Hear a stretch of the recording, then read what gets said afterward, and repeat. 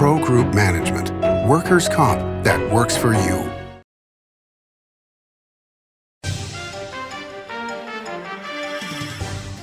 Welcome to Nevada Newsmakers. On the broadcast today, Sig Rogich joins us.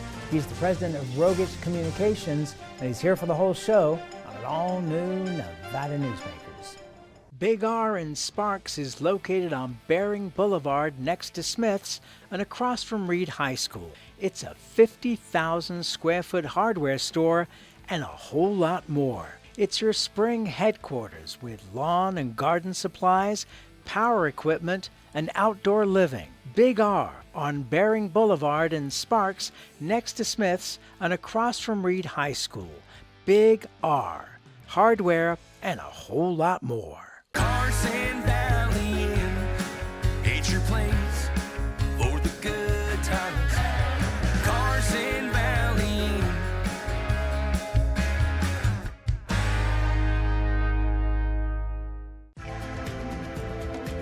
Save money and take transit. Did you know you can ride the bus all day for less than what it would cost you for a gallon of gas? Plan your trip now by going to rtcwashoe.com.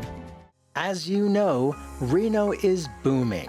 Toll's development company is helping it grow with insightful design and development, building community with every project, adding beauty, adding excitement, emphasizing our shared humanity.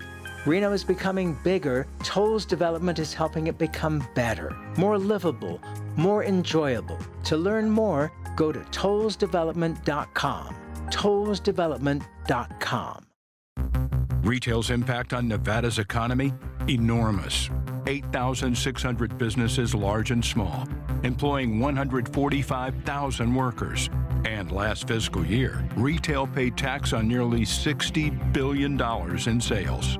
We're the Retail Association of Nevada. We support retail, we help it grow, and we mean business. RANNV.org. This is Nevada Newsmakers with host Sam Shad on No Holds Barred Political Forum. Now, from the Nevada Newsmakers broadcast headquarters, here is Sam Shad. And back on Nevada Newsmakers, we are here at the Ahern Hotel in Las Vegas, and we are thrilled, as always, to be joined by Sig Rogich, who is the president of Rogich Communications. It's a pleasure to have you back here, sir. Thank you, Sam. Nice to be with you, always. It's always great to be with you.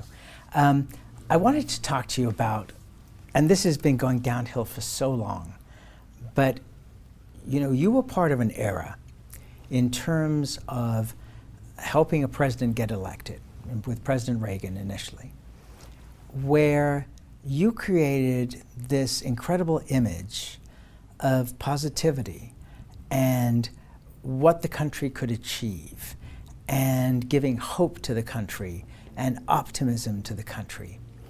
And at this point in time, it seems like every campaign are like little children. Well, you did that. No, you did that. No, you did that. And you don't even know who the heck is saying what about whom.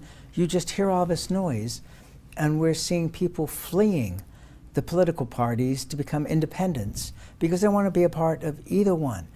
And it strikes me that we have a difference between what was marketing, political marketing back in the day when you were doing that for President Reagan, versus what we have now here, which is just noise. Do we not need to get people involved back into marketing candidates for what they can bring to the table and what they can do for the country and uplift people, rather than this attack mode all the time? Well, it's a great question, and as a practical matter, we're in an environment today that you could categorize as political warfare. You know, it's gotcha politics. It exists all the time. Put a preface to this and realize that democracies have never lasted longer than 250 years. So we're approaching levels that historically have never sustained themselves. It was a different era. We refused to get into a pissing match, if you want to call it that, in the campaign when we ran Ronald Reagan's campaign that year against Walter Mondale. We created Morning in America, and we talked about the better the better angels in life and what America should be about. It was considered and is still looked upon iconically as one of the great campaigns of all time. I'm proud to say, having been a part of it. But you have to have candidates to do it. You have to have candidates that reflect what you're trying to sell. And so let's look at the last campaign. Donald Trump doesn't reflect that. I certainly don't think Joe Biden reflects that. So you have, right out of the box, you've got two candidates who, put on their helmets and go to war. And that just permeates all the way right down the ticket. It'll take a special candidate to make that happen, I believe. It'll take somebody like a Ronald Reagan, who was a uniter, who reached across the aisle after. And I think George Bush did the similar thing when he was president. He reached across the aisle. He gave a tax hike when he shouldn't have, as a partisan, and it cost him. But there's no perfect answer anymore. The difference is instant communications, this thing called the computer, is in play to a degree where no one has a moment to pause to reflect. In the old days, we had duels in the United States Senate. Right. Fist fights. Knife fights in the Nevada legislature. But if one guy called another one a jerk, it took a week to get the message across the prairie, and then it was old news.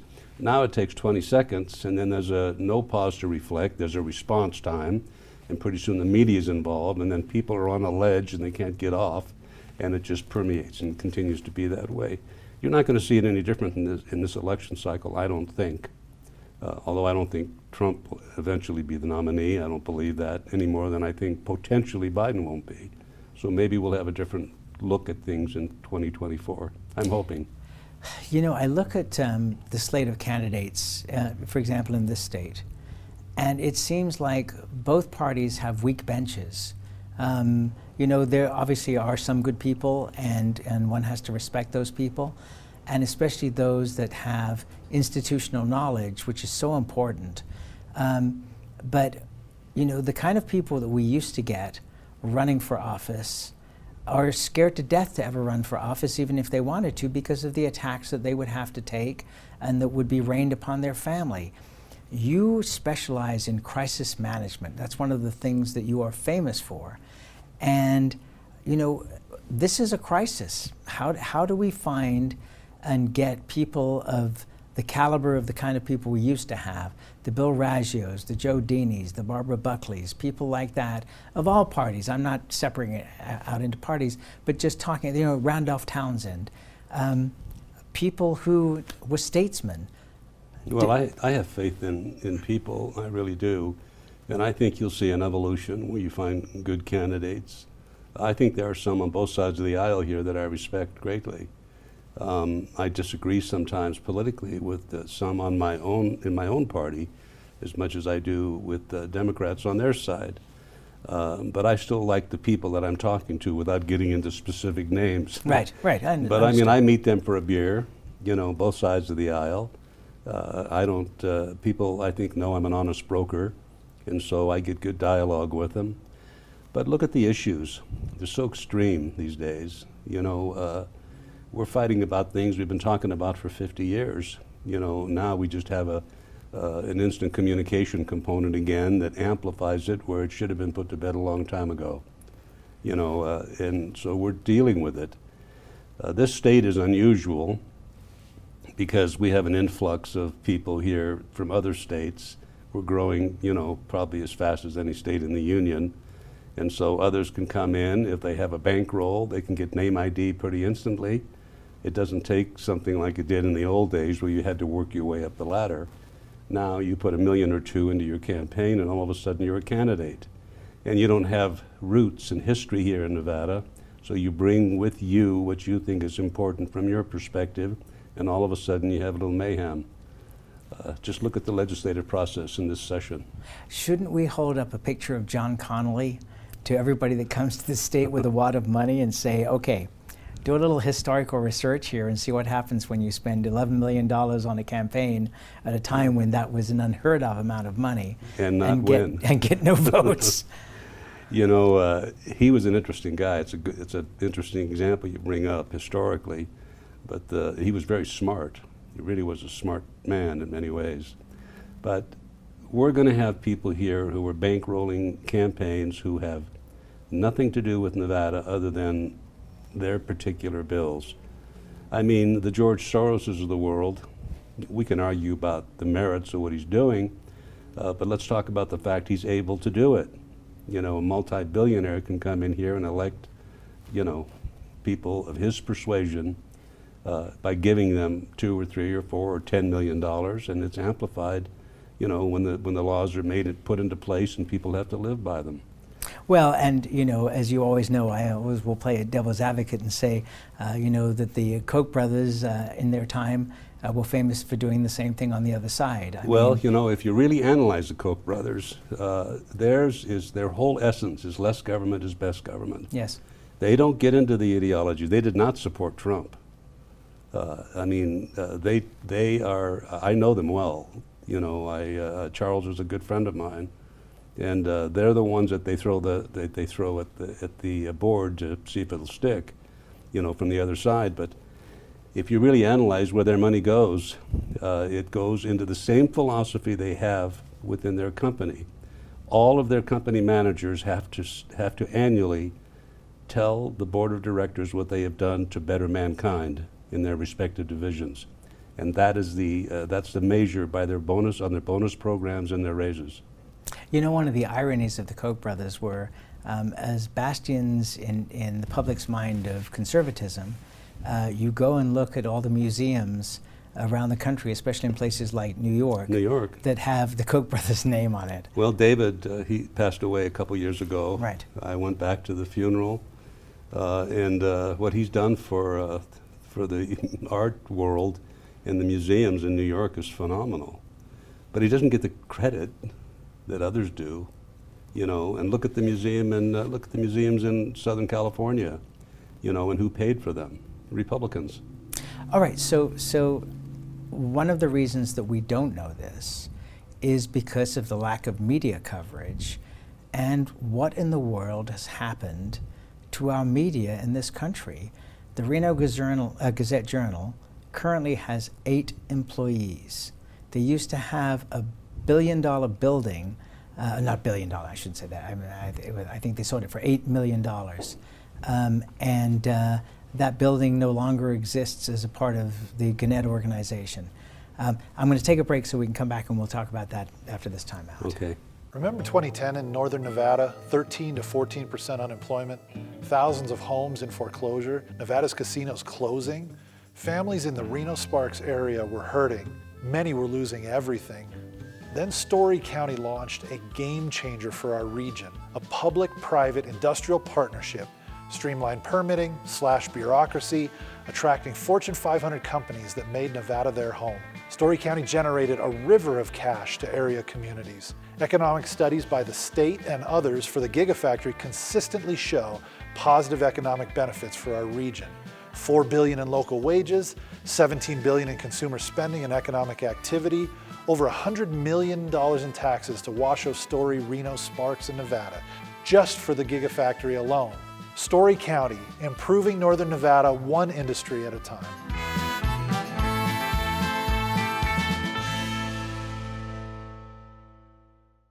The Nevada Builders Alliance has been protecting the interests of the construction industry for over 50 years. Our programs save members thousands of dollars every year and allow them to provide much-needed benefits to their employees. Our industry also allows Nevada to grow. If you're thinking about a career in the construction industry, reach out. And if you haven't thought of a career in construction, what are you waiting for? We are the Nevada Builders Alliance. For 50 years, Nevada Heating has been keeping people comfortable in their homes. At Nevada Heating, call the Do It Right guys and get the air conditioning back on today. That's the Nevada Heating way. Why sweat for days on end when Nevada Heating can get your air conditioning fixed today? Call us today and we'll fix it today at 323-5585 or schedule us on our website at nevadaheating.com. This is Nevada Newsmakers. And back on Nevada Newsmakers, we continue our conversation with Sig Rogich. He's the president of Rogich Communications, has been involved in media for so long, going back to the Nevada Sagebrush at UNR. So I was talking about, where we are with the media at this point in time, and where, the Reno Sparks area is an area, if you count all the areas around it, of over 500,000 people. A newspaper that was a legendary paper in its day, won Pulitzer Prizes, has 8 employees left. Yeah. It's sad. A disaster. It's very sad to see that. But part of it, though, is that the industry did not know how to sell in the age of the internet. They gave it away in the beginning because they didn't think it was going to be anything that was going to be worthwhile. And now you have a system where you're paying for impressions, and that's not what a newspaper is all about, or a program like this. You can't sell impressions, you have to sell the value of the product. Am I not correct? You're 100% correct.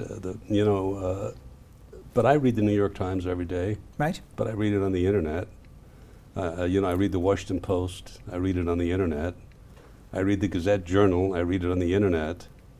They don't have to have buildings to do that kind of reporting. They just have to have people in their homes, in offices. It's just a different world. Yeah, but I mean, the New York Times figured out how to make money, and the Washington Post got bought by Jeff Bezos, so I'm not sure if they're making money or not, but they certainly don't have a shortage of money.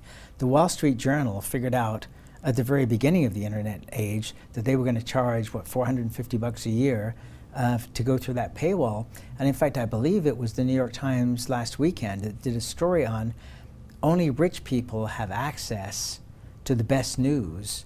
The rest have to scramble around to find their information. I didn't see that story. I read the Wall Street Journal too, which I happen to think is the best newspaper in America, really, all things considered. And I have so many friends who work for the New York Times over the years, from reporters to columnists, and the same with the Washington Post. And a friend of mine, Fred Ryan, just resigned as publisher of the Washington Post. Their subscription rate, I think, went down something like 200,000 subscribers recently. I don't know what the answer to that is. What is it? The fact is people are not tuned in. They want instant communications. It's a Marshall McLuhan-ism, if you will, in 2023 about instant communication. They want headlines and short stories, and they don't have the time or the effort or the desire to read that long, elongated piece anymore, like you and I would happen to love. Okay, I'm gonna disagree with you here. I'm gonna say that you are 100% correct in what people want, but I think the message that was originally given years ago, and 60 Minutes was the example, was if something's not good, do it quickly. But if something's good, you can take as long as you want. 60 Minutes is still a top television program, and the segments run 15 minutes long. I mean, if you produce a world-class story, the old producer of 60 Minutes said, tell me a story. If you can tell the story, people are captivated. They still go to 2-3 hour movies.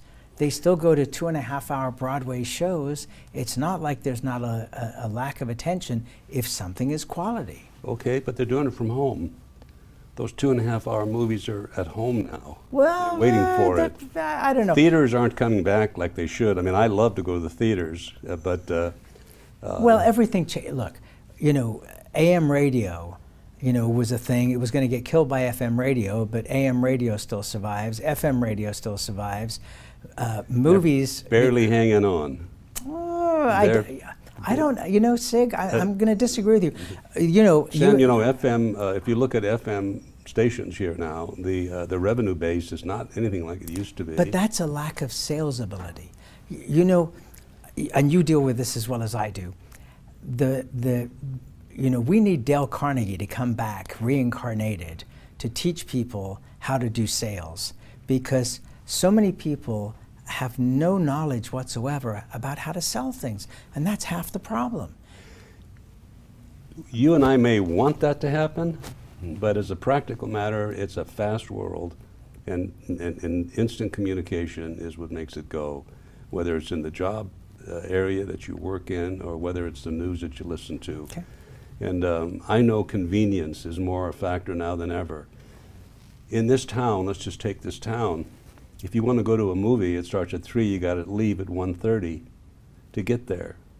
And people don't want to do that. And then when you get there, you got to wait there for a half an hour. You had to get there early because of the traffic. And so what do people do? They buy it at home. And that changes the whole dynamic, you know, of a lot of it. But we're not going to solve this problem. Sure, of course not. It's an evolution of what's happening with media. And I hope they solve it, because I still like the newspaper in my hand. I still do every morning, the Wall Street Journal and the local paper. And then I'll read the rest on the internet.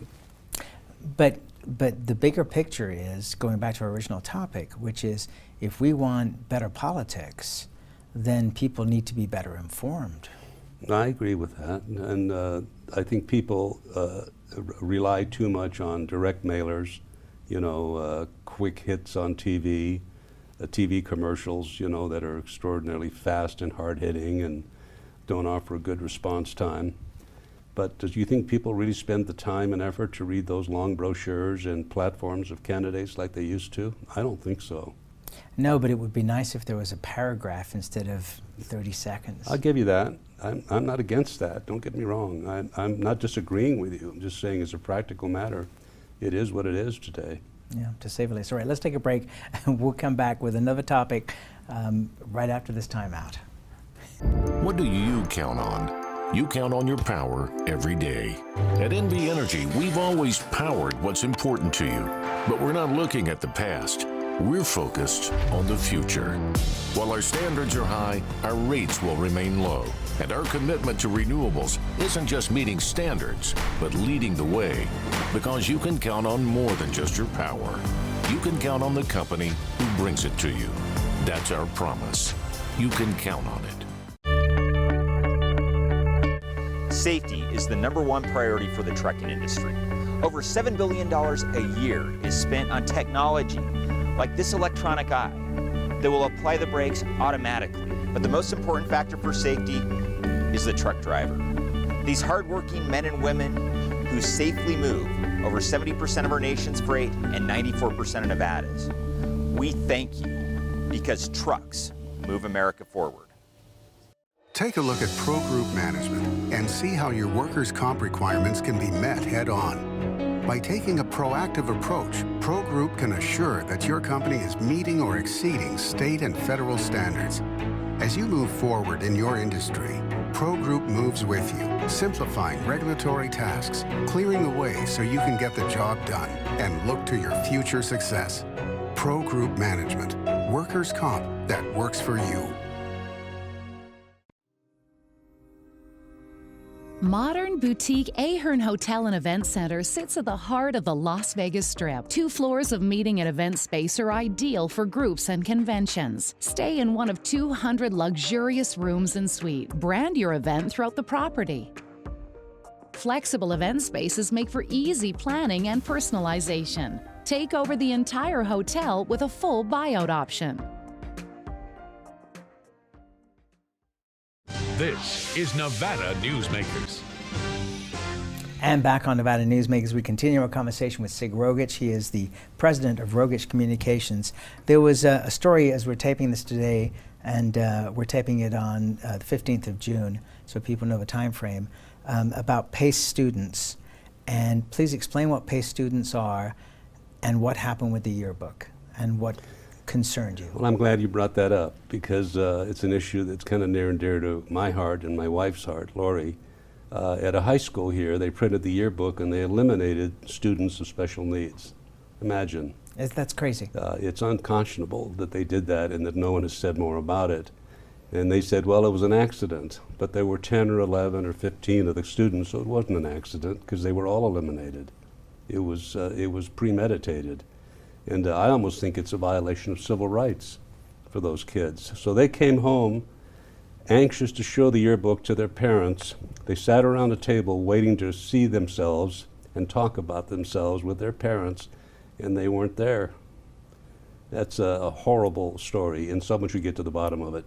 And this is not just at this one particular school. This is apparently. I don't know. I was told that it occurs in other places, but this is at a high school yearbook where they eliminate all special needs kids in the yearbook. Who does such a thing? It's crazy. Yes, it seems beyond the pale. But you've been working on education for so long. You have been a leader in education in Southern Nevada for so long. You have a school named after you. So. Well, I'm blessed in that regard. You know, I've got a great principal there over the year, a bunch of great principals, great students. It's the highest rated school, I think, of its kind in the state. So we're pretty proud of it. And hopefully we'll have a school choice one of these days, and they'll realize that parents should have something to say about where their kids go to school, and that's what I'm working toward. And do you think that that can happen in the next session? I think it has a chance because, you know, the Latin community supports that heavily, and they are a force to be reckoned with, I believe. They made the difference in the last election, certainly for governor, and I give them a lot of credit and give Peter Guzman a lot of credit for organizing them in a proper way. So I think that has potential. When you have that kind of force behind it, yes, anything can happen. And that's where we have to leave it. Sig Rogich, yeah. You know I love you, and I appreciate you being here, and thank you. Sam. I feel the same about you. Thank you. And we'll be right back. Hi, I'm Renee Summerhour, digital news anchor here at 7 at 7. Watch our streaming nonstop newscast immediately with your mobile phone. 7 at 7 is the new way for you to get every bit of local news you need in just 7 minutes. Breaking news, local neighborhood news, weather, and sports are just a click away. Reporters bring you all of what's happening in the Valley.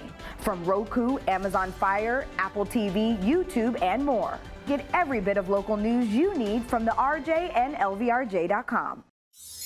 Imagine a magical garden that feeds Carson City's hungry and homeless, teaches our high school students agriculture, creates hanging floral displays to beautify downtown, and yet charges nothing. It's not magic. It's the Greenhouse Project. It's real, it's growing, and it needs your help. Go online to carsоncitygreenhouse.org so together we can grow it forward. Southwest Specialties has been making the homes and businesses of Nevada beautiful for more than 20 years. Their experienced designers and craftsmen create the walkways, backyards, water features, and a variety of outdoor cooking areas that add curb appeal and value to your investment. Call today or visit them at their website and see how they can make your outdoor spaces special. Southwest Specialties, creative, distinctive, beautiful. Brian Culpa Photography was born in the rolling hills of Massachusetts, and now he can help you experience the stunning beauty of Nevada in a whole new way through the power of flight. Flying has always been a passion for Brian, and at Brian Culpa Photography, he can make your imagination soar. Brian has the creative mind and tools to tell your unique story. Experience the bird's eye view at brianculpaphotography.com. Thanks for watching Nevada Newsmakers, coming to you from the Ahern Hotel in Las Vegas. We'll see you on the next broadcast.